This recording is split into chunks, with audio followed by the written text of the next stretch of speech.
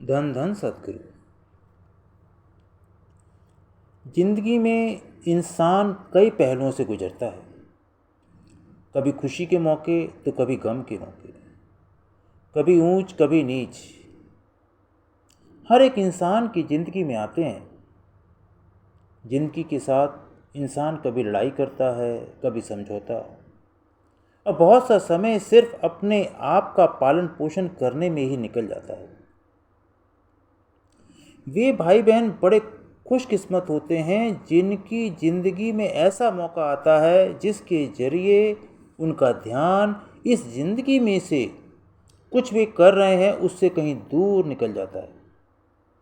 महापुरुष फरमाते हैं कि ऐसे मौके ही ज़िंदगी के सुनहरे मौके होते हैं जिनसे हम अपनी सही मंजिल की ओर बढ़ना शुरू कर देते हैं।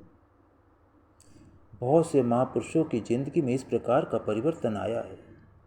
संत नामदेव जी 7 साल के थे जब उन्होंने मूर्ति को दूध पिलाया जो उसने पिया नहीं, और तभी से उनके दिल में बैठ गया कि जिंदगी का मकसद कुछ और ही है। राजा पीपा की जिंदगी में संत रविदास जी महाराज की कृपा हुई। जब उन्होंने धोबी की लड़की को मस्त हालत में पाया जिसे वह मस्ती उनके कपड़ों के द्वारा पहुंची, तो उनकी अंदरूनी आँख खुली और उन्होंने प्रभु की तरफ कदम बढ़ाया। ऐसे ही संत कृपाल सिंह जी की जिंदगी में जब उनके सामने उनकी एक रिश्तेदार महिला की मौत हुई, तो उन्होंने देखा कि वह इंसान जो अभी जीवित था, बातचीत कर रहा था, एकदम से चल बसा। तो उनका ध्यान उस ओर गया कि वह क्या चीज़ है जो हमें जिंदा रखती है। जब वह नहीं तो इंसान मिट्टी का ढेर बनकर रह जाता है। ऐसे मौके आध्यात्मिक जागृति के मौके होते हैं। जब तक हमारा ध्यान असलियत की ओर नहीं जाता, हमारी जिंदगी एक सोई हुई राजकुमारी की माफिक होती है। हमारी आत्मा अभी सो रही है, बेखबर है। जब आप सो रहे होते हैं तो आपको कुछ मालूम नहीं होता कि आज के आसपास क्या हो रहा है। अभी असलियत में इंसान बेखबर है, लेकिन जब प्रभु की कृपा होती है तो हमारा ध्यान असलियत की ओर हो जाता है। संत दर्शन सिंह जी महाराज फरमाते हैं, सलामे पीर में खाना, सलामे पीर में खाना। कि पीर कौन है, उनका मैखाना क्या है, उनको सलाम क्यों किया जाए। यह जब इस नज्म में संत दर्शन सिंह जी महाराज ने बड़ा खोल खोल कर समझाया। उन्हें पीर कहें, गुरु कहें, मुर्शिद कहें, उनकी ज़रूरत क्यों है यह उन्होंने समझाया। उनसे हम जो पाते हैं उसका वर्णन महापुरुषों ने करने की कोशिश की है। बार बार महापुरुष यही समझाते हैं कि जो देन उनके जरिए हम सब तक आती है उसका बयान नहीं किया जा सकता। जिसके लिए कबीर साहब जी भी लिखते हैं कि सब धरती कागत करूं, लेखन सब बन रहा है, 7 समुद्र की मसी करूं, गुरु गुण लिखा न जाए। सारी धरती को कागज बना दिया जाए, जितने भी पेड़ पौधे उस पर उग रहे हैं उनकी लेखनी बना दी जाए, 7 समुद्रों की स्याही बना दी जाए, फिर भी गुरु के जो गुण हैं वो लिखे नहीं जा सकते। बार बार यही समझाया जाता है कि किसी महापुरुष को कोई महापुरुष ही समझ सकता है। हम लोग अपने सीमित दायरे में सीमित दृष्टि से सद्गुरु को समझने की कोशिश करते हैं, लेकिन सही मानों में वो क्या है यह कोई महापुरुष ही समझा सकता है। सहारा भाषाओं का लेना पड़ता है। वे भाषाएं जो बाहर की दुनिया की चीज़ें जानने के लिए बने हैं। जो अंदरूनी ज्ञान है उसको लफ्ज़ों में बयान करना बहुत मुश्किल है। एक जगह कबीर साहब जी फरमाते हैं, गुरु मिला तब जानिए, मिटे मोह तन ताप, हर्ष शोक व्यापे नहीं, तब गुरु आपे आप। असल में गुरु का मिलना तब है जब मोह मिट जाए और जो शरीर की गर्मी है जिसके जरिए इंसान दर दर की ठोकरें खाता है वह मिट जाए, यानी खुशी और गम का हम पर कुछ असर ना हो। जब हम किसी पूर्ण महापुरुष की शरण में पहुंचते हैं तो हम समभाव की अवस्था में आ जाते हैं। फिर दुनिया के उतार चढ़ाव का इंसान पे कोई असर नहीं होता। जिस दुनिया में हम रहते हैं यह एक सागर है। सागर में लहरें आती रहती हैं और लहर के अंदर जो भी चीज़ होती है वह डूब जाती है। लेकिन जब हम किसी महापुरुष की शरण में आते हैं तो फिर चाहे चढ़ाव आए या उतार, हम स्थिर रहते हैं, क्योंकि उस उतार चढ़ाव में हमें एक सहारा मिल जाता है। वह सहारा जो अटल है, वह सहारा जिसको कोई हिला नहीं सकता। संत दर्शन सिंह जी महाराज ने फरमाया है ना, सलामे पीर में खाना, सलामे पीर में खाना, कि मैखाना वह होता है जहाँ पर शराब मिलती है। पीर के मैखाने में रूहानियत की सुरा मिलती है। वह सुरा मिलती है जो हमें इस जहान और उस जहान दोनों के बारे में बता देती है। बार बार समझाया जाता है कि हम किसी महापुरुष की संगत करें, क्योंकि उनकी संगत से, उनके दिव्य प्रकाश से हमारी आत्मा पर जो मन माया की मैल चढ़ी है, जो मन माया के पर्दे चढ़े हुए हैं, वे हटने शुरू हो जाते हैं। परमात्मा हमसे सीधे बात क्यों नहीं करता? परमात्मा तो सब कुछ कर सकता है, बीच में किसी की क्या जरूरत? क्योंकि हमारी आत्मा जो चेतन है उसके ऊपर इतने पर्दे पड़े हैं कि जब प्रभु की आवाज़ उस तक आती है तो उसको वह पहचान नहीं पाती। आजकल जबकि वैज्ञानिक ज़माना है, बार बार हमारे अंदर यह ठूस ठूस कर भरा जाता है कि जो आँखों से देखते हो उसको मानो, जो कानों से सुनते हो उसको मानो।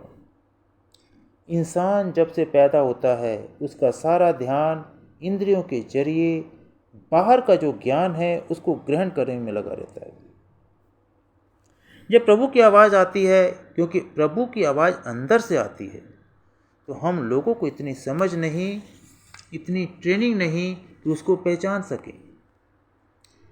इसलिए जब इस मानव चोले में जी रहे होते हैं तो महापुरुषों के जरिए ही हम प्रभु के बारे में जानकारी पाते हैं। जानकारी हमें इंद्रियों के जरिए मिलती है, आँखों के जरिए, कानों के जरिए, सूंघने, चखने, स्पर्श के जरिए। इन्हें 5 इंद्रियों के जरिए इंसान इस दुनिया में संपर्क स्थापित करता है। जब मानव चोले में प्रभु सत्ता काम करती है तो वह प्रभु हमारे स्तर तक आ जाता है। एक स्तर इंसान का नीचे है और दूसरा स्तर प्रभु का है, वो बहुत ऊंचा है। अब या तो निचले स्तर वाला ऊपर आ जाए तब मिलाप हो सकता है, या ऊपर वाला नीचे आ जाए तब मिलाप हो सकता है। तो प्रभु यहाँ हमारे स्तर तक आ जाते हैं ताकि हमें हमारे स्तर पर आकर समझा सकें, हमें आत्मिक ज्ञान दे सकें और हमें अपने साथ नीचे से ऊपर की तरफ ले जा सके। यही कार्य एक महापुरुष का है।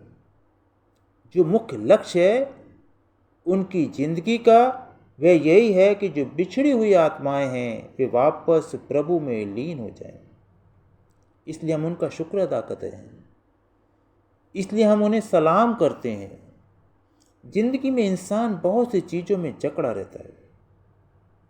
कोई दफ्तर के कामों में जकड़ा है, कोई घर गृहस्थी के कामों में, पढ़ाई लिखाई में लगा हुआ है, तो कोई और किसी कार्य में लगा है। उनमें से हमें वही बाहर निकाल सकता है जो उन जकड़नों से बाहर हो। इसलिए उनकी मदद के लिए यहाँ शुक्राना किया जा रहा है। संत दर्शन सिंह जी महाराज ने फरमाया है कि इस दुनिया में मेरा कोई दोस्त नहीं है अपने सतगुरु के सिवाय, और इस दुनिया में मेरा कोई काम नहीं है उसे प्यार करने के सिवाय। प्रेम का रास्ता ही हमें अपनी मंजिल तक ले जा सकता है। पर प्रभु से प्रेम कैसे किया जाए जिसको देखा नहीं, जाना नहीं, पहचानते नहीं? इसलिए हमारा प्रेम अपने सतगुरु के लिए होता है। वह हमें प्रभु की तरफ खींच कर ले जाता है। आगे इस नज्म में संत दर्शन सिंह जी महाराज फरमाते हैं, तेरी आवाज़ ने ख्वाबिदा सदियों को जगाया है। आवाज़ सतगुरु के जरिए हमारी ओर आती है।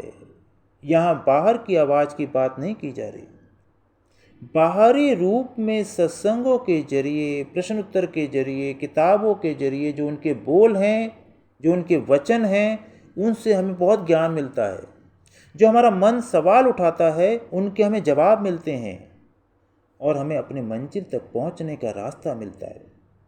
लेकिन उस आवाज़ की ओर संत दर्शन सिंह जी महाराज इशारा नहीं कर रहे।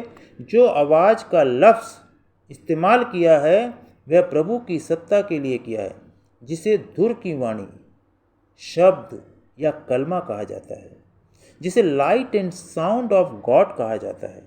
कबीर साहब जी भी कहते हैं, अव्वल अल्लाह नूर पाया कुदरत के सब बंदे। उसी नूर को अलग अलग भाषाओं में, अलग अलग लफ्ज़ों में समझाया है, पर उस शब्द, नूर या आवाज़ को हम जानते नहीं। हम कौन सी आवाज़ को जानते हैं? किसी को शास्त्रीय संगीत पसंद आता है, किसी को रॉक एंड रोल पसंद आता है, तो किसी को फिल्मी संगीत पसंद आता है। ये सब बाहर की आवाज़ें हैं, बाहर का संगीत है। जिस आवाज़ की यहाँ संत दर्शन सिंह जी महाराज बात कर रहे हैं, उसके जरिए ही ये बाहर की आवाज़ें, बाहर के संगीत बने हैं। जो बाहर के संगीत हैं, ये अंदर के संगीत की परछाई, परछाई की परछाई और परछाई की परछाई है।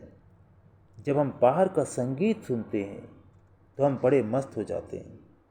हम कहते हैं ये गज़ल बहुत बढ़िया है, क्योंकि उसके बोल बड़े अच्छे हैं, उसकी धुन अच्छी लगती है, उससे मन को बड़ी शांति मिलती है। लेकिन हमें मन से भी आगे जाना है। हमारी असली ध्येय क्या है? हमारी आत्मा को शांति मिले, आत्मा अपने आप को जाने। तो आत्मा का क्या हाल है? वह सदियों से प्रभु से अलग हुई पड़ी है। कभी एक योनि में आती है, कभी दूसरी योनि में, कभी तीसरी योनि में। तो योनियों का अंत ही नहीं है और वह भटकती जा रही है 84 लाख योनियों में। वह यह भी भूल गई कि कहाँ से आई थी। तो संत दर्शन सिंह जी महाराज यहाँ समझा रहे हैं कि उस आवाज़ को सुनकर हमारी आत्मा जाग जाती है।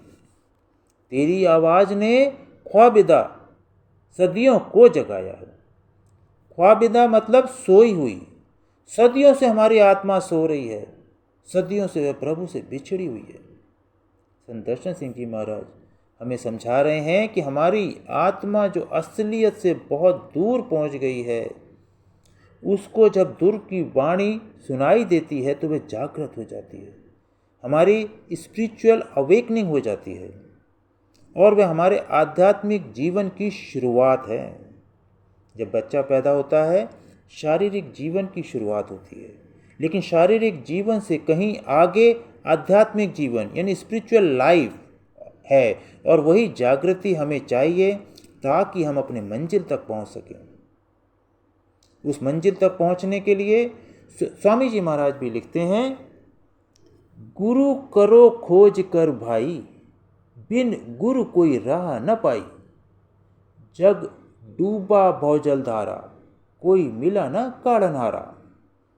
जग पंडित भेक बिचारे, क्या जोगी ज्ञानी हारे। गुरु सबको पार लगावे, जो जो उन चरण ध्यावे। तो भाई इस मनुष्य जीवन के उद्देश्य को प्राप्त करने के लिए एक जीवित सदगुरु की शरण में जाना ही पड़ता है। वो सदगुरु दया करके हमें परम पिता परमेश्वर से मिला देता है और हमारे इस जीवन के लक्ष्य को प्राप्त करा देता है। बहुत बहुत शुक्रिया। धन सदगुरु, धन सदगुरु।